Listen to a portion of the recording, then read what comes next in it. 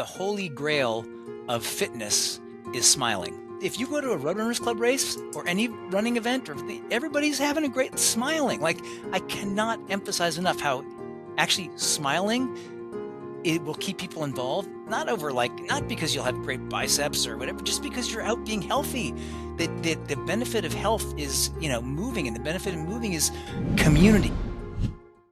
Hey, everybody, and welcome to Set the Pace, the official podcast of New York Roadrunners presented by Peloton. I'm your host, Rob Simmelcare, the CEO of New York Roadrunners, and I'm reunited this week with my co-host from Peloton, Becs Gentry. Hey, Becs, I feel like I haven't seen you in ages. We've been two ships passing the night. Good to see you. What with travel, and then I took a week off and went to a chilly Florida for a week. Not as chilly as New York, but yes, I know it wasn't exactly. Well, that was it. As every Floridian is like, oh gosh, I'm so sorry about this weather. My aunt and uncle were like, oh, you sure you don't want to postpone your trip? I'm like, no, you guys, it is 60 degrees warmer here than it is in New York. I will take it. And I got to run outside every day, which I haven't done here in New York for like 2 months. So, it was a long way of saying we have been like this, but we're back for a few weeks. Yeah, together. A little bit. I'll be traveling some too next week, but at least traveling. We have this time together, and it's good. Exactly. And what Absolutely. an episode! We have a great conversation coming up a little bit later on with my doctor, many people's doctor in New York, Dr. Jordan Metzl from HSS.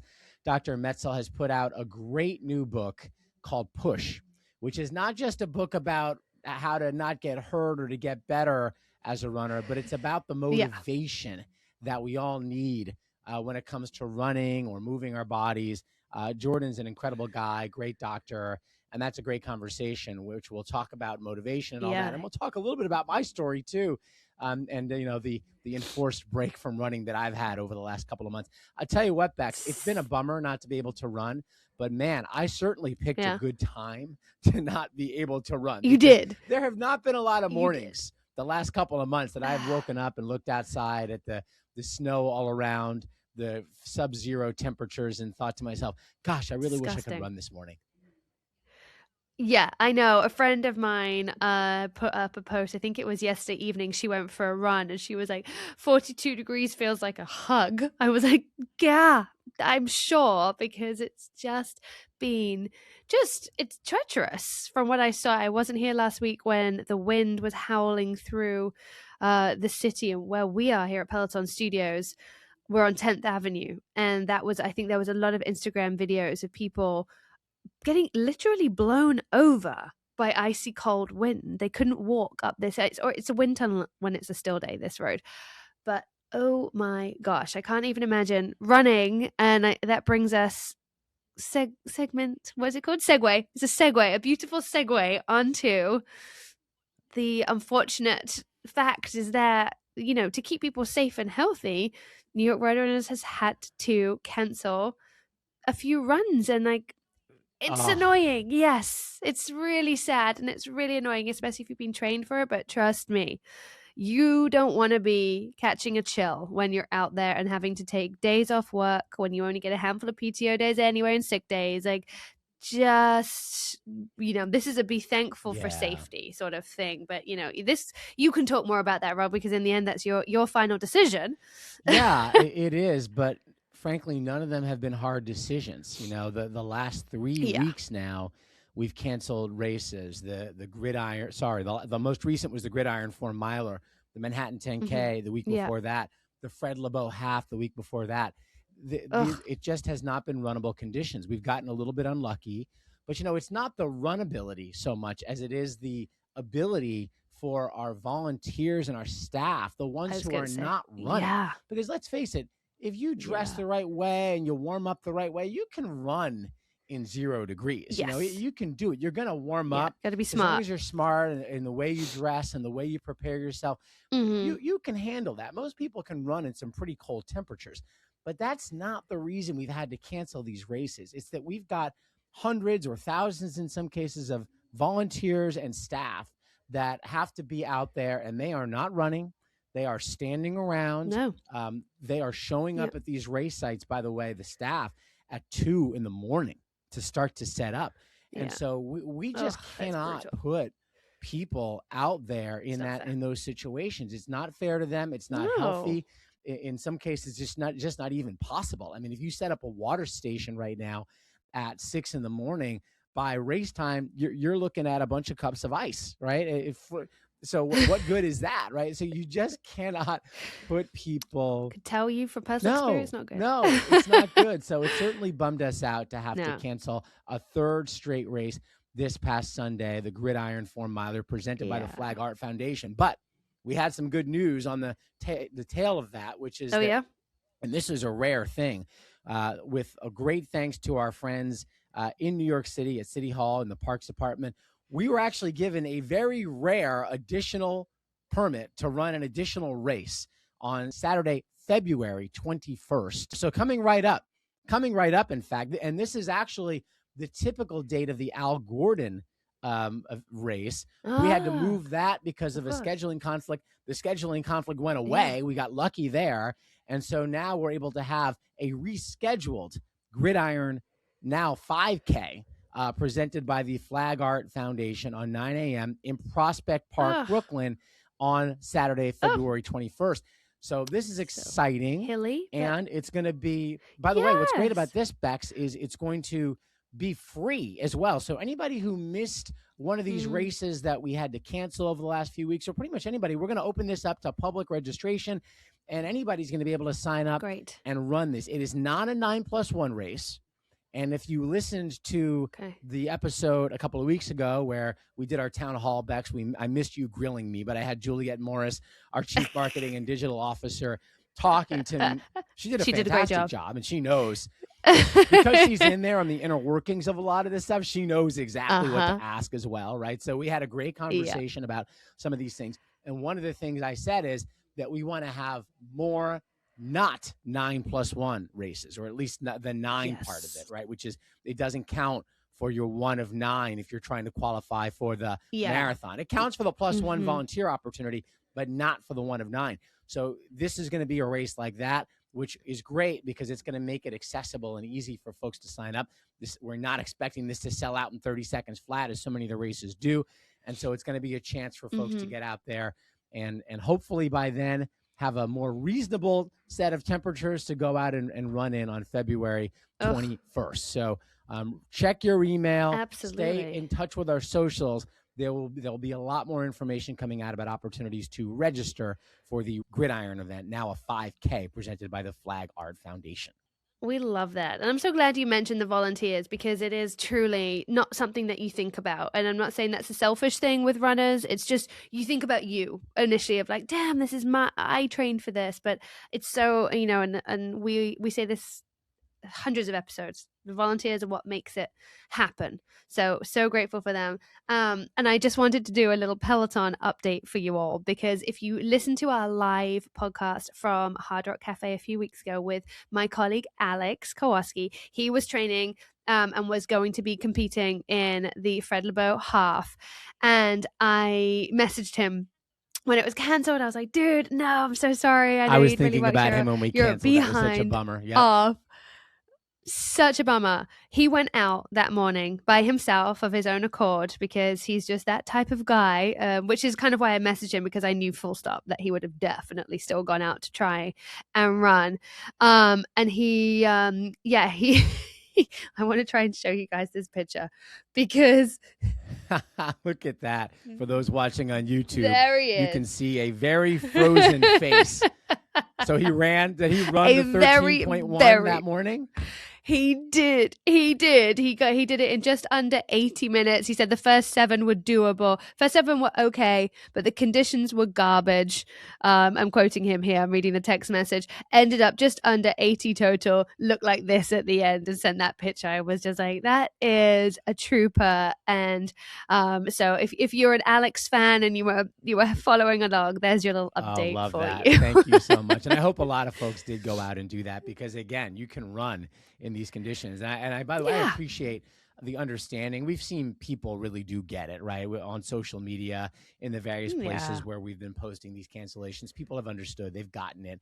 They know the volunteers and the staff and the role they play in these events. So want to appreciate everybody out there for understanding, and hopefully this is it. This is like a year's worth or more of cancellations we've had in like a month. So I really hope that we're done with these for a while, as the weather does show a bit of a warming trend. And speaking of warming things up, we're going to be inside with Club Night tonight, the night that this podcast drops on Thursday, February 12th. This is such a fun event for all of our club community runners out there. Every year we have this event where the clubs and others who are not in clubs all come together for our big awards night. We give out awards to some of the most accomplished runners in all the various age groups in our running community. We give out awards to the clubs for team spirit and things like that. We give out a great award for athletes with disabilities presented by Achilles. So we just have such a fun night. It's the chance for all the runners to get dressed up and have a great time together, celebrating each other, their clubs, and one of my favorite nights of the year. So that'll be happening tonight. And if you're listening to the podcast and you see me out there, I'll be kind of, there with Ted Metellus. We'll be doing our dog and pony show, giving out awards. Please make sure to come up and say hi. I always look forward to seeing folks on Club Night. Peloton's most advanced tread yet is here. The new Peloton cross-training series Tread Plus, powered by Peloton IQ. Designed for runners who want top-tier performance, it features premium hardware that makes every run and workout more efficient, effective, and motivating. And it accelerates your personal growth mile after mile. The rubberized slap belt cushions every single step and creates an energizing running space for each stride. And with strength workouts, you can stack right into your routine. You'll build lower body muscle to support stronger runs. With auto incline adjusting automatically to match instructor cues, your intensity stays exactly where it needs to be, so you can stay in the zone and focus on your workout. Experience our most advanced tread yet at onepeloton.com. Peloton, the official digital fitness partner of New York Roadrunners. Dr. Jordan Metzl has spent decades at the intersection of medicine and running. As a sports medicine physician at New York's Hospital for Special Surgery, he's treated thousands of runners, and as a runner himself, he's completed dozens of marathons and multiple Ironman triathlons. His new book, Push, looks at why staying consistent with movement can be so difficult, even for people who already identify as active. Drawing on science, patient stories, and his own experiences, Dr. Metzl focuses on motivation, fear, and belief, and how they show up over years of running. Dr. Jordan Metzl also happens to be my doctor right now at HSS. And so, doctor, it's a pleasure to have you on Set the Pace. Welcome. Well, thank you so much. It's a pleasure to be here, and I hope this is helpful for people as they listen and hopefully run along in the process. I hope I get a free appointment for this podcast. We'll talk about that after the show. Always. It's great to have you on with us, and I've had a chance to come to some of your book launch events. You and I know each other pretty well. So I guess I want to start with the fundamental question, Dr. Metzl. Like, why? Why did you want to take the time out of your really busy schedule as a doctor? You do a lot of other things in the running community here in New York to write a book right now. Well, I thank you so much for showing up for those things. I mean, I feel like this is actually my fifth book about the intersection of medicine and fitness and preventive health. And each of the previous four books have been kind of somewhat specific, targeted to taking care of your aching knees, or a book for runners, or a book on the medicine of exercise in concept. But this is the first book which is basically focusing on the neck up, which is basically the brain. And the reason I wanted to do that is that I see, literally thousands of people every year in both my office and in my fitness communities around the idea of they want to be active and want to move. And what I've kind of become increasingly interested in is what keeps them going, and how, from my vantage point as a doctor, can I help get them not only on the road and on their field of choice, but keep them there. And that really boils down to motivation. What do we know about motivation? And I'll tell you, it's much more challenging than looking at a torn ACL on an MRI. An ACL shows up, it's torn, you have a torn ACL. Motivation is so it's slippery because you don't even know exactly what it is. Some people have it, they've had it, they lose it, they regain it. It comes and goes throughout our lives. And so it's a nebulous subject that I find really interesting. So I wanted to kind of learn more about it. It's so interesting. I've admired you from afar, as we've never really met in person, and read a lot of the things you've written. And as a runner who runs a lot of miles, both on camera and off camera, it's really incredible to have a physician of your caliber, and you're an athlete yourself, so you do get it. But to be putting out a book there which is talking about the science behind the brain, and because perhaps you've seen a lot of people, I would guess, who know exercise matters and certain things do matter and still struggle to get it done, right? So was there a certain runner or patient who changed how you personally thought or felt about motivation and helped you kind of craft and shape the ideas for this book? Yeah, great question. So, different than some of my other books, which were very much like, all right, patient X hurt their knee. This is why their knee hurts, and this is what we would do to fix their knee. This was a much longer project. So this book took about 5 years to work on. And the reason it took so long was that I wanted to try and pull patient stories and try and learn from those patient stories and to give the information I learned from those patients. So the book starts with a woman who basically lost her husband and received a breast cancer diagnosis in a 2-year period of time. And she was profoundly depressed, and she basically was thinking like this may be the end. And so what she did is she tied on her shoes and she went out the door and started walking. Then she started slow jogging. Then she joined New York Roadrunners Club, and eventually she ran her first marathon at age 70. By her mid 80s, she'd run 14 marathons and is teaching a kettlebell class for 80 plus people, 80-year-old plus people. And the whole idea of her, and the reason I start the book with her, is she is the embodiment of motivation and the embodiment to my message, which is that, listen, in the Exercise Cure, the book I did 15 years ago, I went through the science of the medicinal benefit of exercise and why it's so beneficial for you. And I think people largely know it's great for your brain, it's great for your heart, it's great for your blood pressure, it's great for your cancer prevention. People know that information now. The problem is, even if they know it, how do they then start to do it? And what can we get them to do it? And that really taps into motivation. And so people like her, and I start the book with her because she's an exact example of what I want to talk about, which is that, listen, she was depressed and recovering from breast cancer.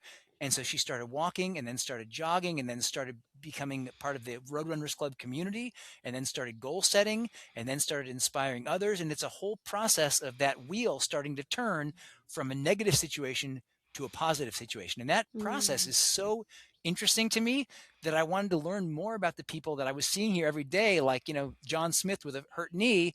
Yeah, it's his hurt knee, but it's really affecting how he does everything else in his life. And that becomes a really interesting discussion for me and something I want to talk about.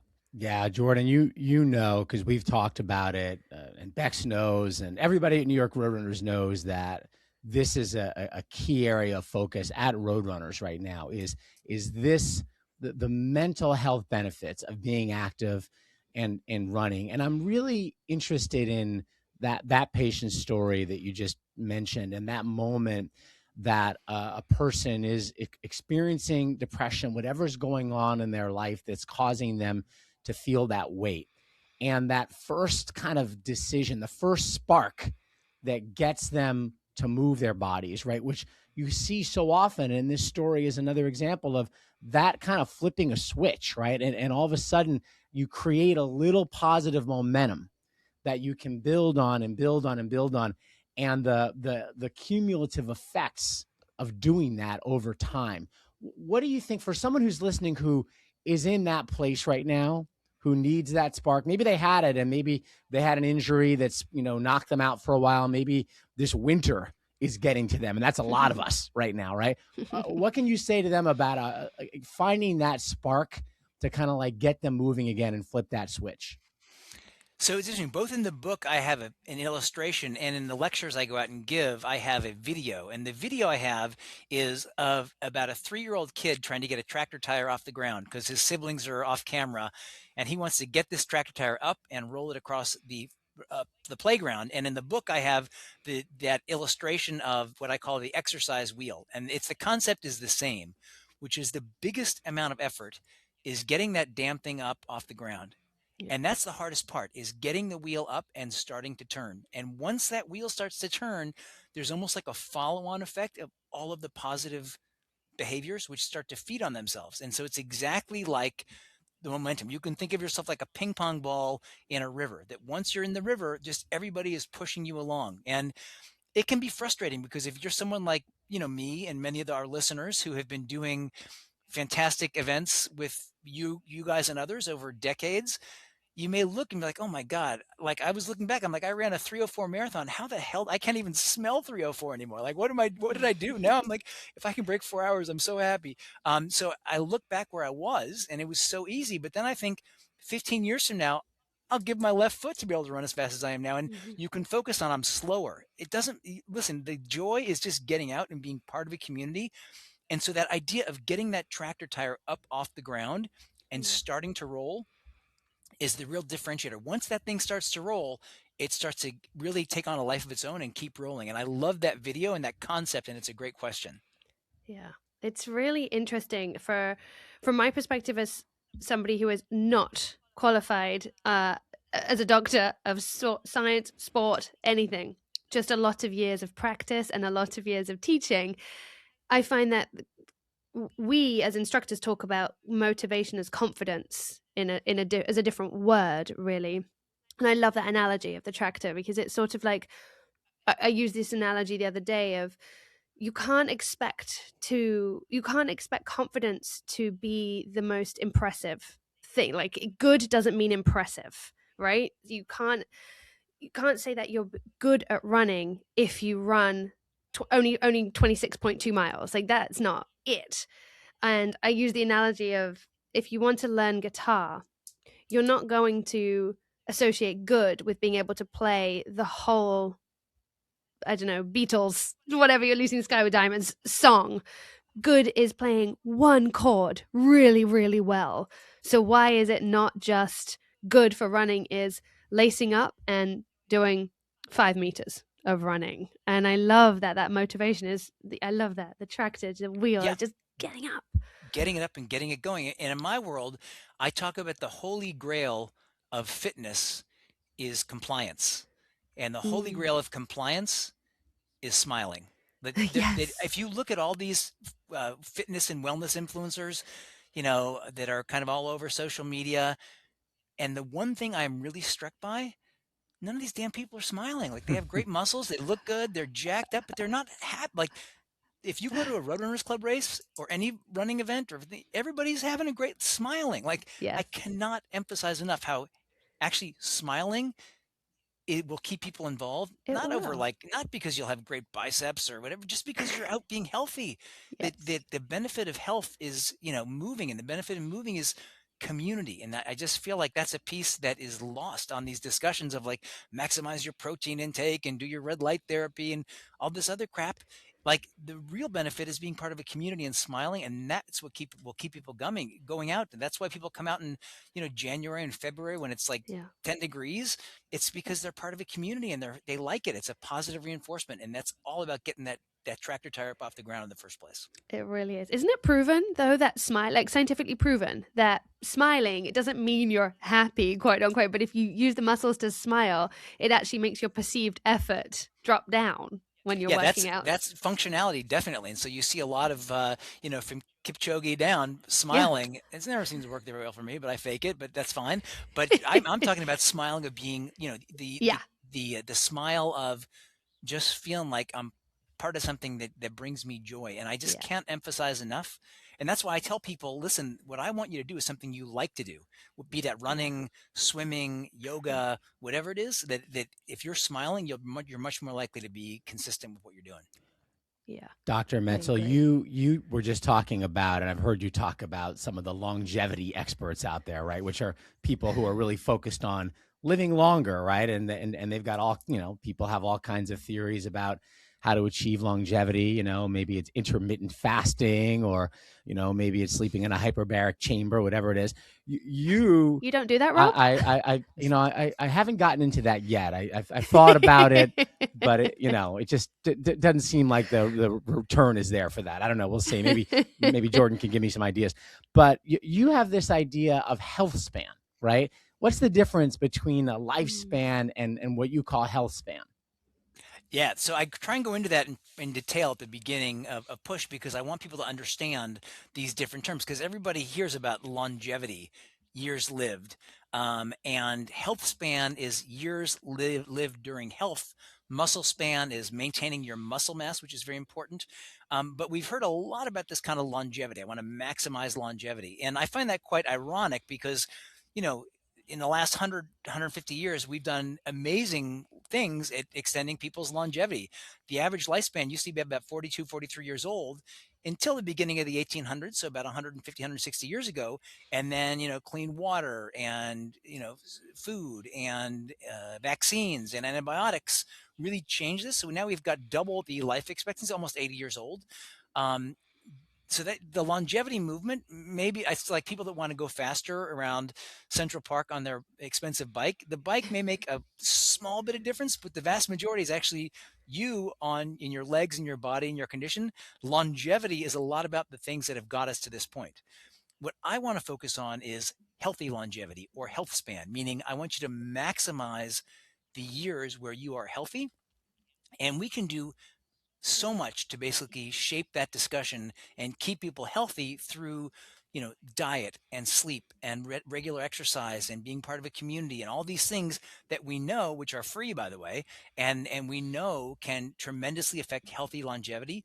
The problem we're running into is what's called the health span lifespan gap, which is the number of years where people keep living in poor health is getting longer, not shorter, in the United States. And so I want people to think about, what can I do? And so I go through different patient stories, such as the guy who I just saw about a month ago now, who's 91, that's out in Central Park every single day, moving around, walking. He rides his exercise bike at home. He is on zero medications. He's what we call a super ager. He's basically, he is living on no medication, very active. And these super agers are people between the ages of 80 and 100 who have no chronic disease compared to controls. Most people over 80 have 2 or more chronic diseases. And so there was a study looking at their genome sequencing. Were they genetically different because they were living so long, so healthily? And people thought, yeah, well, you're just genetically superior. That's why. But in fact, that's not true at all. That these superagers have no genomic difference from the average person. What they have different are habits. And the idea of being consistent with movement and community and smiling and sleeping and eating and all those things, there's no guarantee you're going to live one day longer, but the idea is maximizing your healthy longevity. And I think there's a lot we can think about in that realm. That's incredibly interesting. And I've never sort of put or heard them put like that. It's similar, but so not, in a way. And we are flooded with longevity experts. And if you can't see me, I'm air quoting experts, because there's a few people out there who put that facade on. And it to me, it sets up people for disappointment and failure. The more things you add, when, from what I'm hearing from you, it's actually quite simple, really. It's getting the motivation to get out there and move and smile and just get your body functioning in quite a, I don't want to say basic, but my brain's failing me for a better word right now, but a basic manner is, we're not telling people to go and run miles every day. You walk around Central Park like that gentleman does, and he's aging gracefully, and not that we don't know this, but probably not sleeping in a hyperbaric chamber and putting his red light mask on every night. Correct. He's not. I can vouch for that. Yeah. Have you?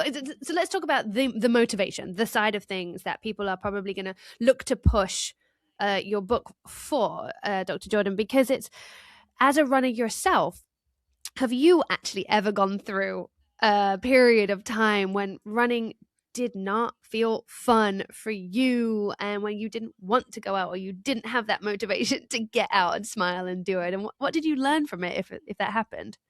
All the time. So the idea of calling the book Push was that I wanted people to think about learning to evaluate their motivation and learn to push themselves physically, psychologically, and physiologically. So 3 different things. So physically, being able to kind of push their body. And the reason I talk about that is that we know that if you build and maintain your skeletal muscle mass across your lifespan, called your muscle span, that is linked to kind of healthier longevity and healthy longevity going forward. If you push yourself psychologically, I deeply believe that those pushes teach people how to push in all aspects of their life.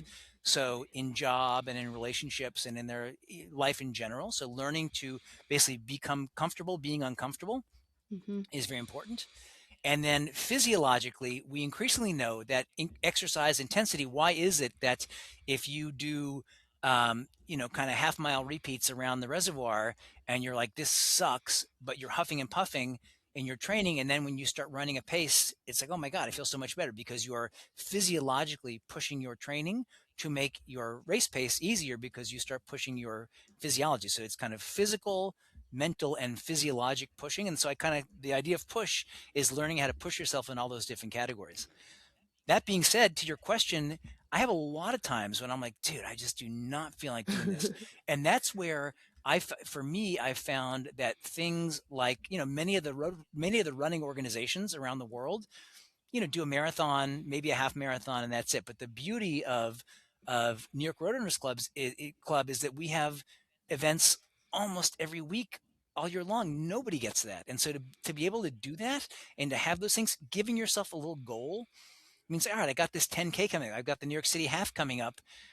I want to make sure I don't totally, mess the bed. How do I have that goal coming up. I want to make sure I'm somewhat ready for that. And so giving yourself a small goal for me has been very, very helpful. And for a number of my patients as well, it does not have to be a running goal, though for me it is. It's just some kind of goal. And that's what I've used to help get me over these kind of motivational troughs in my life. Absolutely. We'd love to get back to having an event just about every week. If we could stop canceling every weekend because of extreme cold weather, that would be nice. Hopefully. It's coming. Yes. It looks like it's warming virtual up. Races, right? Exactly. It's been a rough winter.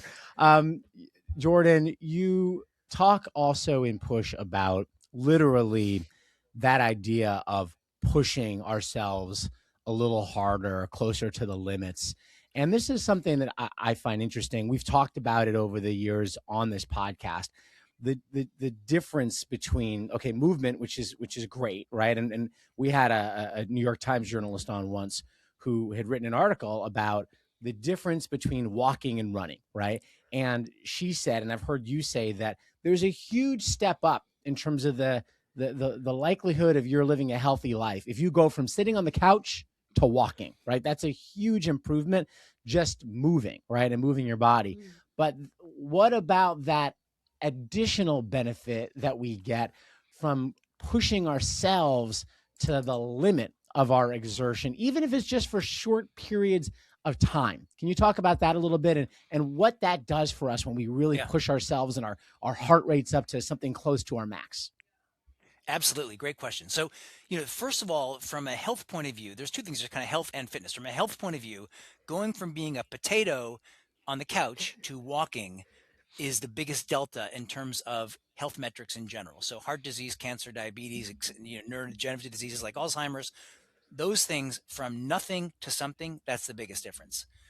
And we used to think that going from moderate intensity like walking or slow jogging, and there are kind of the several zones of training. Maybe some of the listeners are familiar with their training zones, but I like to break it down into I can talk comfortably, zone 1, I can huff and puff a little bit, but I can still have a conversation, kind of marathon pace, zone 2, and I'm like, don't talk to me, I'm going to puke, that's zone 3, right? Those are the kind of 3 zones: mild, moderate, and intense. And we used to think that basically if you were in this kind of moderate zone or mild to moderate zone, that 150 minutes per week of exercise, 30 minutes a day, walking, slow jogging, and that if you did intense exercise, it was kind of a 2-to-1 conversion, meaning that if you did something like burpees or sprinting, you could do half the amount of time. And that idea was based on the relative energy expenditure called a MET, which is used to calculate how much energy you expend. It turns out that from a health point of view, and this study just came out recently, looking at the energy expenditure and the effects of health, and it turns out there's like a 6-to-1 for metabolic disease and heart disease prevention, meaning that if you're intense, it's 6 times more valuable for disease prevention not 2 or 3 times more. So the whole idea of exercise intensity is that intensity from a health outcome is very beneficial, even different than just so walking better than nothing, getting your heart rate up much better than just doing a slow, steady state. So I want people to think about how can I get my heart rate up during the day. There's a concept called variable intensity lifestyle physical activity, or VILPA. And that acronym is basically, how do I get my heart rate up during the day? It doesn't have to be exercise. It means like I take the stairs at work, or I get to a red light and I do squats or air squats at work when I'm sitting around for a while. Just getting your heart rate up for little periods of time throughout the day is it adds up, and that's very beneficial. We increasingly recognize these exercise snacks or small bouts of exercise can be much more impactful than we previously realized. And so, thinking about that around this idea of starting to get my heart rate up, both with my training and with my daily activities. So I want people to be comfortable thinking about, how do I start pushing my heart rate? How do I do my cat hill repeats, even though it sucks and I want to throw up at the top? Because that idea of getting comfortable being uncomfortable, pushing your physiology, is very important, not only for your run performance, but I think for your overall fitness and or health as well. Yeah, and that you mentioned the cat hill repeats, and for runners, right? That to me is a big part of the takeaway. Is you'll have some coaches who will give a workout and say, hey, I want you to run 30 minutes, whatever, at such and such pace, but maybe add in those what they'll call strides at the end, right? Just give me 10 really hard strides, or give me something really hard here and there, right? Just that little bit of push, right? And the impact that can have above and beyond what you're doing on a typical run. And I think that piece, by the way, Rob and Becs, that's where the community piece comes in. Because when I've been teaching these fitness communities now for 15 years, in addition to my other stuff, and what I've noticed is that people, no matter if they say like, I want to do 3 sets of 10 burpees, and you say you want to do it, but it's impossible to do it consistently with intensity by yourself. You may say you want it, but you get to the first thing, like, forget it, I'll just do like 5. But if there's people around you, so what I have started doing in my classes is I'll have one burper and I'll have one yeller. And basically, if you're in a partner with somebody, one person's doing burpees, one person is literally kneeling on the ground in front of them, screaming their name. And people knock off those 10 much easier when they're accountable to somebody else and they're part of a group. And so those kind of dynamics are in play with all types of communal involvement, and the idea of pushing yourself becomes much easier. That's why I'm a big fan of group activities as a big piece of this idea of learning to push yourself, because it just becomes much easier in a group to push. Absolutely. Okay, we've got ourselves pushed out the door, for want of a better word there. We've got the motivation flowing, but you then continue the journey with us. Dr. Metzl, you have taken it even further, and you talk about this thing called the boring middle. And this is my favorite. This is just my favorite thing to talk about, because this is when people, I think, especially when they're new to running, this is when they fail. And failing, if you've ever listened to anything I've ever taught in classes, which is probably not something you've done, but I say fail as an acronym for first attempt in learning. And it's when people want to bail because it gets boring, and we forget that endurance is actually a boring set of repetition over and over again. But talk to us from a scientific standpoint, what does that moment actually look like physiologically rather than physically, which probably a lot of our runners know about? So one of the things I learned in studying motivational tendencies, a couple things I'll throw at you. Number one is I have a lot in push about what's called lowering the cost to act, which is a behavioral economics term about becoming consistent with my choices. And so things like joining a group or having fun or getting a new pair of running shoes, or joining a Roadrunners Club running class or organization, group run, those kind of things make me want to go and be consistent. And then as we kind of get to that boring middle piece, some combination of people get used to what they're doing, the actual process of getting involved in an event and or getting involved in a training cycle, and they kind of feel like they have no oomph to keep going. That's where all these kind of lowering the cost to act concepts, I think, become really important for people. That's where they can kind of lean into the things that make them want to go and keep being part of what they're doing. I think all those are ideas around the idea of how I can kind of mastermind my own motivational I increasingly believe that motivation is something which is largely based on setting up the right behavior patterns and not, I'm not motivated. It's easy to say, well, she's not motivated. I got my sister and I'm doing these things and she's not doing it. She's just not motivated. It's easy to kind of look at that negatively. I don't believe that. I think people have to think about what are the motivational tendencies and wins they can put in their lives or somebody else's life to help keep them active. And so I do a lot in terms of talking around what are some of the barriers in the people I see and what's kind of standing in their way and what can we start thinking about in terms of making their motivational tendencies successful. And that's I believe in that. Jordan, I want to shift a little bit and talk about you, because you're really incredible and unusual in the range of things that you have done. Obviously you're an accomplished doctor with our great partners at HSS. I first met you as the chair of our medical advisory committee at New York Roadrunners. You lead a group of medical professionals who have been helping advise roadrunners on matters of health. We put together a great conference, the first ever conference before the marathon last year, which was focused on runner health and safety, and that did incredibly well. You've also created these communities as well. Iron Strength community, which is something that you helped create, does exactly that. You've got, and I didn't even know this until I went to your book party the other day, you've got these parties essentially out there around New York where hundreds and thousands of people are showing up to move their bodies together. And that's truly a community you've created. Where does all this come from, Jordan? What is the motivation that you have to do all of this stuff? Because it just seems like you're living like 3 lives at once.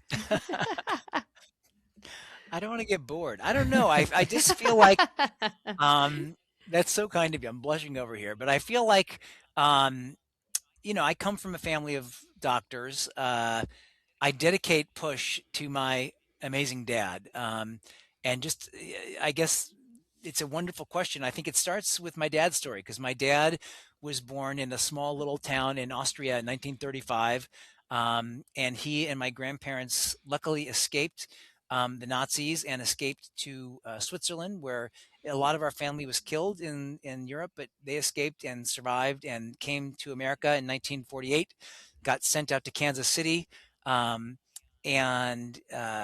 with that kind of backstory, coming here, he ended up, embracing life and embracing every positive thing about life. People with that kind of trauma in their past sometimes go the other way and they end up feeling very negative about life.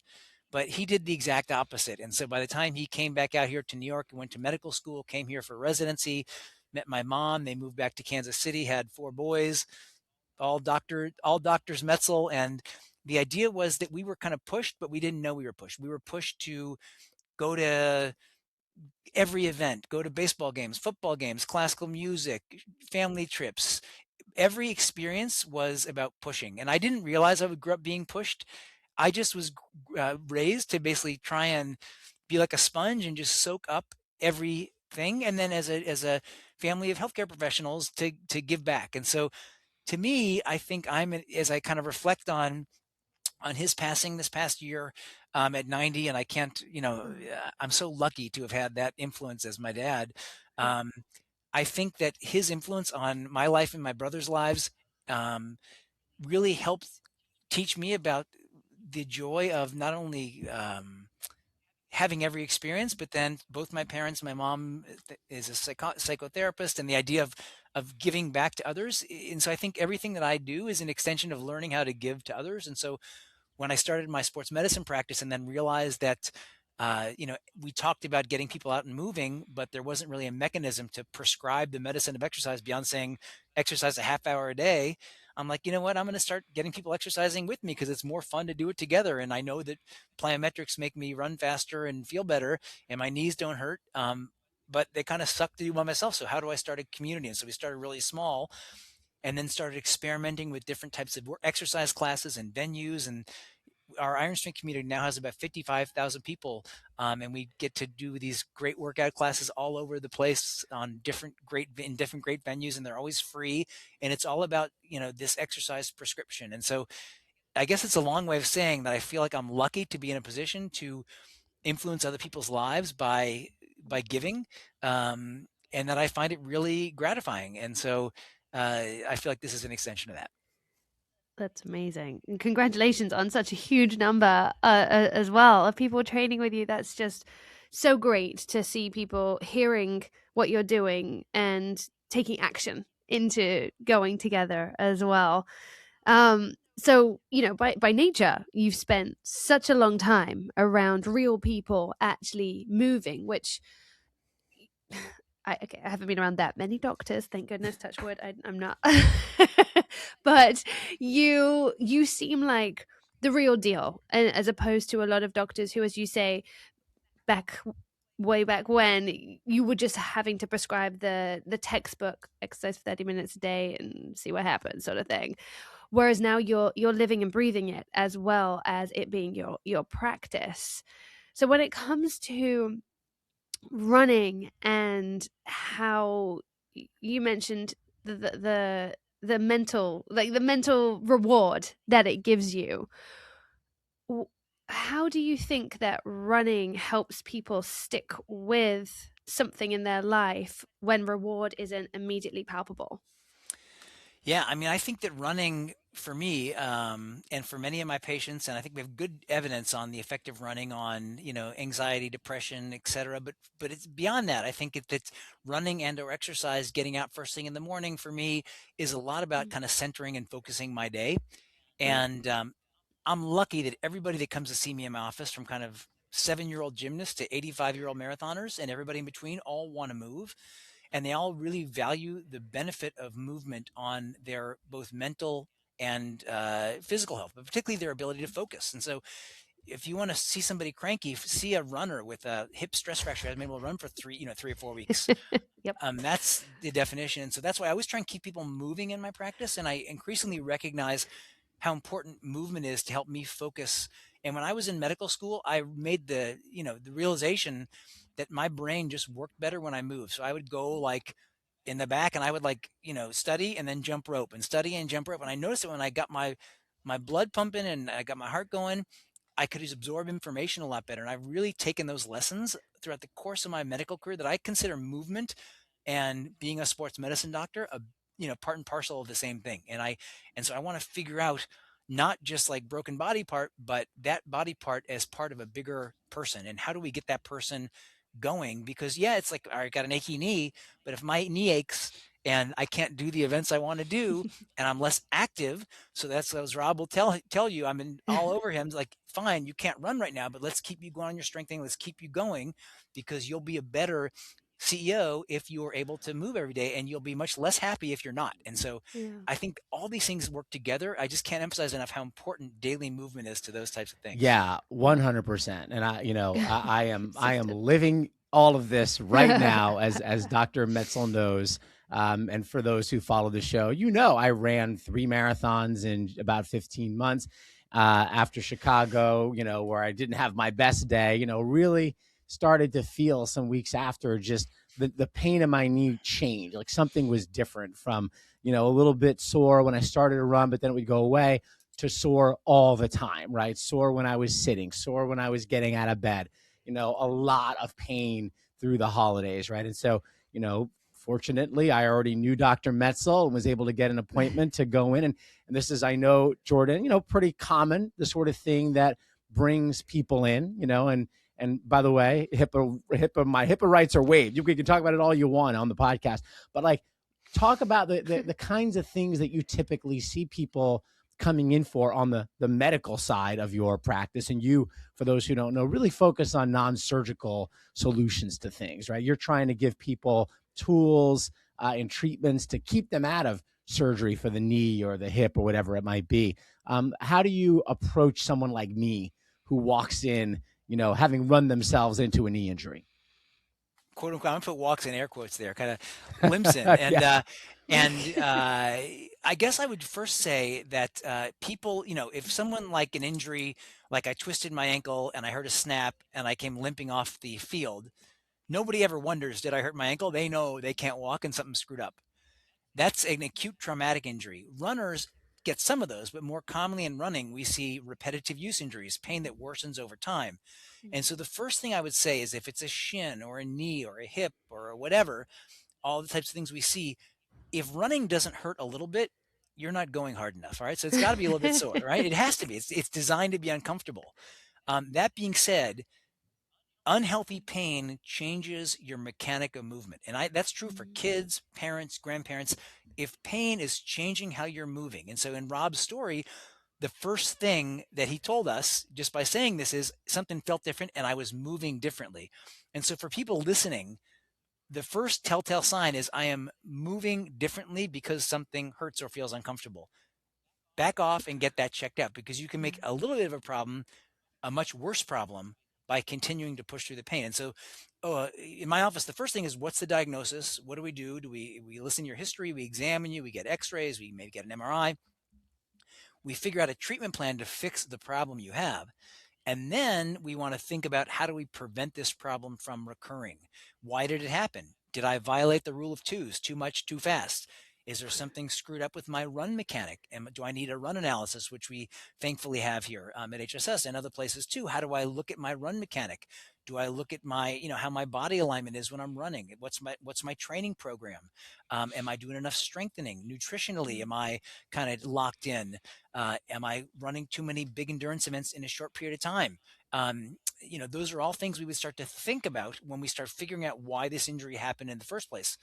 The benefit of all that is that as you get better, someone like you gets better, they are less likely, first of all, they're more likely to recognize unhealthy pain on the backside, and they're much less likely to reproduce that same mistake again. They will not do the same thing twice. They'll say, hey, listen, I feel this, I'm going to back off. Oh yeah, that's definitely true, because I can certainly say I do not want a repeat of what I've been dealing with the last couple of months. Right. And absolutely right. It's not fun. And then Jordan, the motivation side of it, really, it's real. And I know it's real because I've been through these ups and downs, in my life before, where, you have, for whatever reason, you're not as physically active. It could be because you're really busy with work or with school. It could be because there's, it could be travel. There's something that's kind of standing in your way. And like the role that can play, which can be so hard to see and feel sometimes, in impacting your mental outlook, right? And of course, there's lots of things impacting our mental outlook every day. We had a fight with a friend or a spouse. We had a bad day at the office. We, something in the news was bothering us. Like, there's a million kind of inputs, right, that we're all experiencing every day, which can kind of bring us a little bit down or bring us a little bit up.